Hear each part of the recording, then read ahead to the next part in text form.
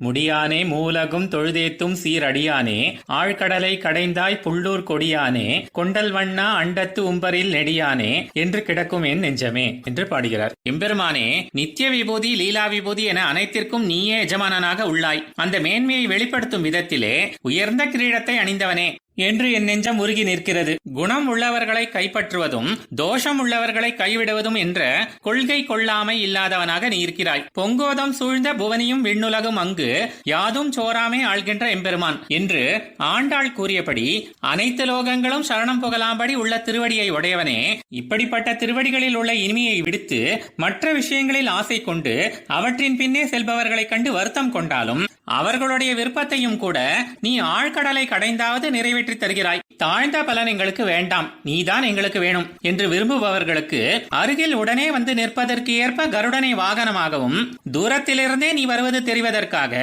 கருடனை கொடியாகவும் நீ கொண்டுள்ளாய். அவர்கள் உன்னை அனுபவிக்க தகுந்தபடி மழைமேகம் போன்ற வடிவு கொண்டுள்ளாய். வேதாத்மா விஹகேஸ்வரஹா என்னும்படி வேதஸ்வரூபியான பக்ஷிராஜனே உன் திருவடிகளை தன் இரு கைகளிலும் ஏந்தி கொண்டு நீயே பரதத்துவம், பிரம்மனோ சிவனோ பரதத்துவம் இல்லை என்று காட்டுகிறான். பரமபதவாசிகளுக்கு மகா புருஷனாக இருப்பவனே, உன் ஸ்வபாவங்களை இப்படி ஒவ்வொன்றாக சொல்லி சொல்லி என் நெஞ்சமானது உருகியபடியே உள்ளது என்று கூறுகிறார்.